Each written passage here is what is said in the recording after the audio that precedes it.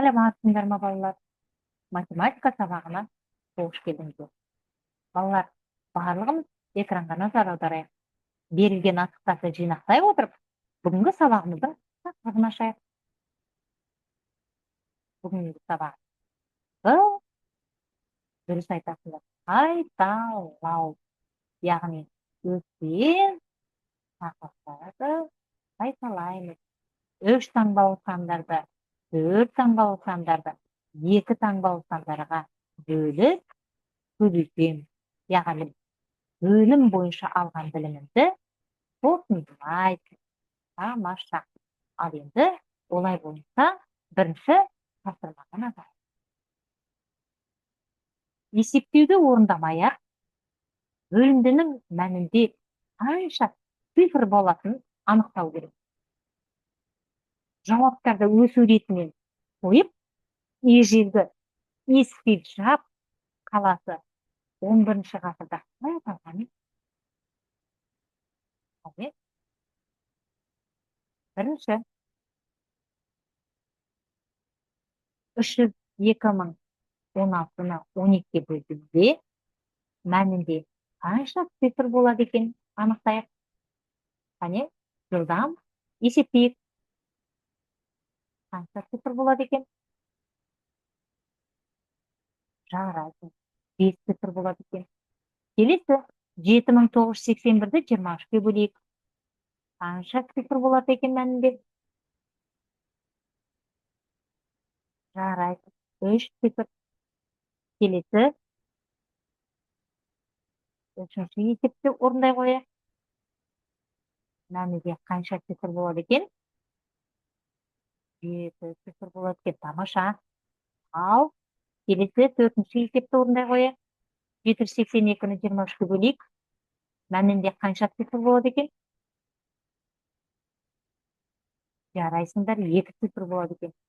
Келесі қанша? Келесі есепті орындай қояйық. Мәнінде қанша цифр болады екен? Өте жақсы. 6 цифр болады екен мәнінде. Ең соңғы есепті орындай қояйық.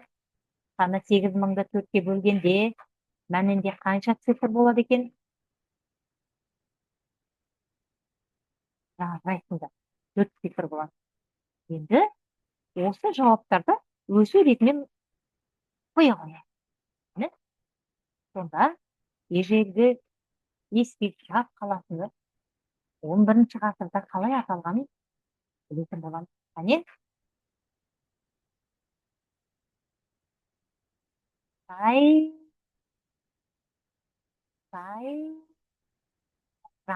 Жарайсыңдар, тамаша.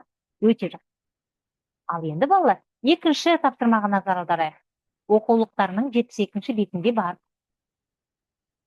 Есептеуді орындамай-ақ, бөлімдінің мәнінде қанша цифр болатынын анықтау керек. Қане, барлығымыз черновикте орындауға болады, немесе дәптерлерінде орындауға болады. Қане, 34.020-ны жылдам 2-ге бөле қояйық. Бөлімдің мәнінде қанша цифр болатынын анықтай қояйық. Қане, қанша цифр болады екен? Өте жақсы. 5 цифр болады екен. 304.020-ны 2-ге бөле қояйық. Бөлімдінің мәнінде қанша цифр болады екен? Жарайсыңдар, 6 цифр болады екен. Келесі бөлімдінің мәнінде қанша цифр болады екен? Өте жақсы. 7 цифр болады.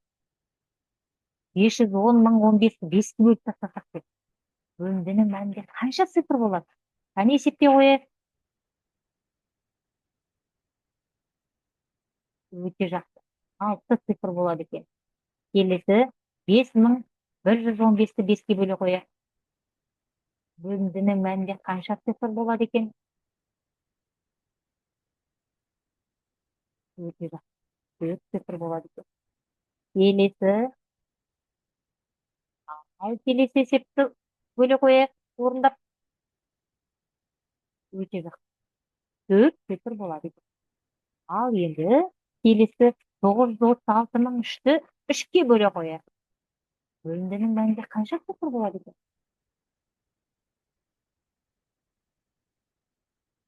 Өте жақсы. 6 цифр болады екен. Келесі 9003-ті 3-ке бөле қояйық. Бөліндінің мәнінде 4 цифр болады екен. Тамаша. Ең соңғы есепті бөліндінің жарайсыңдар. 4 цифр болады. Жарайсыңдар. Тамаша. Ал енді балалар, үшінші есепке назар аударыңдар. Оқулығымыздың 72-ші бетінде бар. Есептейік және тексерейік. Ал 6 таңбалы санды 2 таңбалы санға бөлеміз. 6 таңбалы санды 3 таңбалы санға бөле қояйық. Және іске сәт.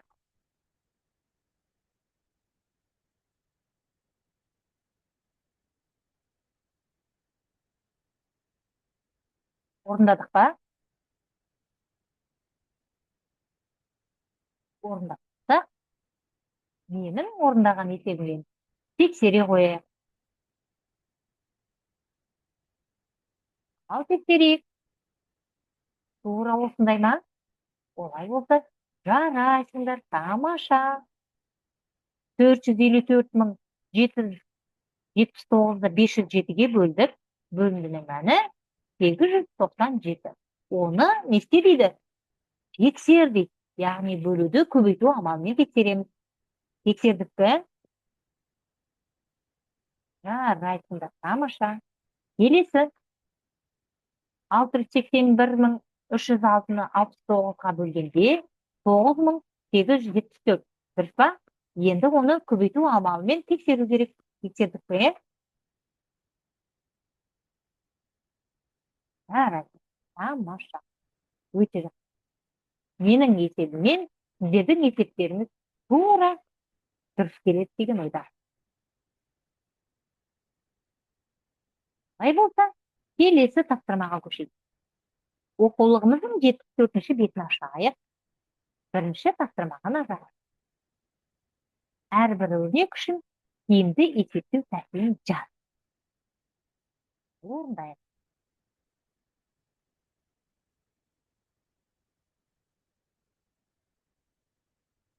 Орындадық па?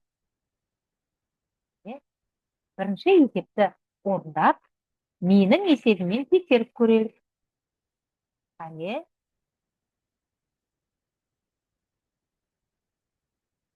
Алдымен жақсының ішіндегі 10-ды 720-ға, 720-ны 10-ға бөлдім жақсының ішінде. Содан кейін 9-ға бөлдім. Сіздерде тура осылай ма? Бөліндінің мәні неше шықты? 8. Сіздерде тура солай ма? Жарайсыңдар. Ал келесі есепті орындайық. Тиімді есепті тәсілмен жазайық. Бірінші, мен қайсысын көбейтіп алған дұрыс болады? Орындадық па? Орындап болса, менің есебіммен тексерейік. Ең алдымен 25-ті 4-ті көбейтіп алдым. Сонан соң 28-ге көбейттім. Нәтижесінде 2800 шықты. Сіздерде тура солай ма? Жарайсыңдар балалар. Тамаша. Ал енді соңғы есепті орындайық. Алдымен 25-пен 4-ті көбейткенін ыңғайлы. Оған 3-ті көбейткенін ыңғайлы. Сонан соң 29-ға көбейткенін ыңғайлы. Ал нәтижесінде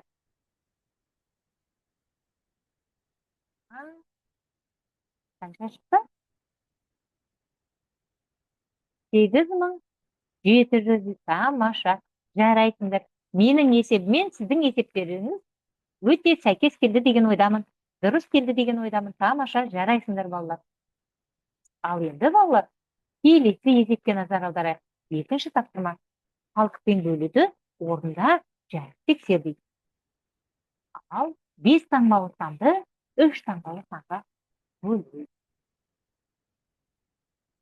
Ал мен 480 3 таңбалы санды аламын, 123-ке бөлемін.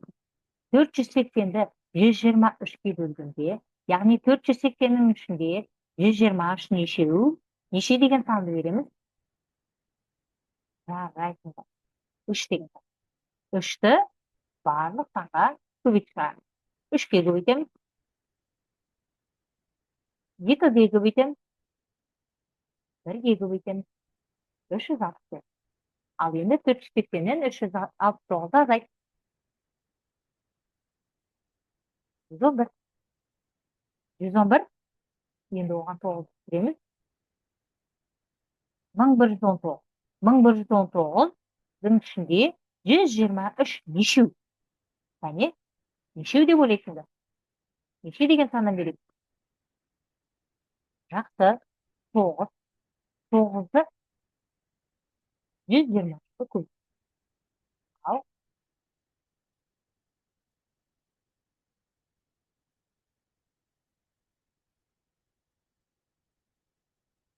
1119-дан 1107 азайтамыз.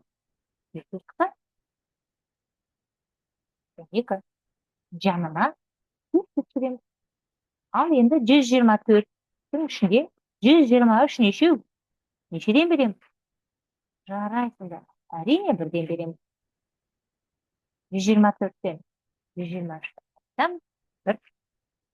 Ал енді қалдықпен бөлуді орындадық. Бізге тексердік. Қалай тексереміз? Яғни, бөлімдеден шыққан мәнін 391-ті 123-ке көбейтіп, қалдықты қосамыз. Жарайсыңдар, тамаша. Кеп дұрыс екен? Тамаша. Жарайсыңдар. Өте жақсы. Балалар, табиғи сабақ түсінікті болды ма? Білім сандығының қайсысын таңдайсыңдар?